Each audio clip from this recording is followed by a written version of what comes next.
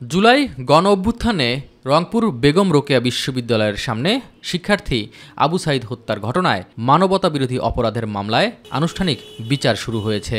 Chief prosecutor Tajul ইসলামের সূচনা বক্তব্যের মধ্য দিয়ে শুরু হয় বিচারের আনুষ্ঠানিকতা।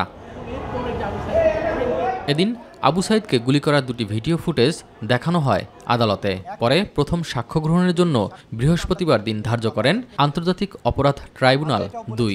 এই বিচার হবে স্বচ্ছ, নিরপেক্ষ। বাংলাদেশের জনগণ সেটা দেখবেন, দুনিয়ার মানুষ সেটা দেখবেন।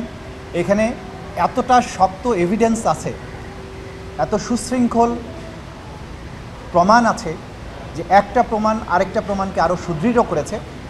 এই প্রমাণ শৃঙ্খলের মাধ্যমে অকাট্য রূপে আমরা প্রমাণ করতে সক্ষম হব যে এই অপরাধীরা গত বছর জুলাই আগস্টে সারা দেশব্যাপী যে মানবতা বিরোধী অপরাধ করেছিল সেই অপরাধের বিচার এবং শাস্তি যে তাদের প্রাপ্য সেটা আমরা আদালতের কাছে প্রমাণ করব।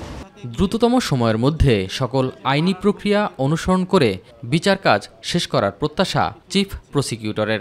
সেই আইকনিক ঘটনার বিচারের মাধ্যমে জাতির প্রতি আমাদের যে দায়বদ্ধতা, জাতির প্রতি আমাদের যে অঙ্গীকার, সেটা আমরা বাস্তবায়ন করার ধাপে প্রবেশ করেছি। ইনশাল্লাহ আগামীতে কন্টিনিউয়াসলি এই বিচার কার্য চলবে। দ্রুততম সময়ের মধ্যে সকল আইনি প্রক্রিয়া অনুসরণ করার মধ্য দিয়ে এই বিচারের আমরা শুভ সমাপ্তির দিকে যেতে পারব। বৈষম্যবিরোধী ছাত্র আন্দোলন চলাকালে ২০২৪ সালের ১৬ জুলাই বেগম রোকেয়া বিশ্ববিদ্যালয়ের সামনে গুলিবিদ্ধ হয়ে নিহত হন আবু সাঈদ। এস এম আরিফ, মাই টিভি, ঢাকা।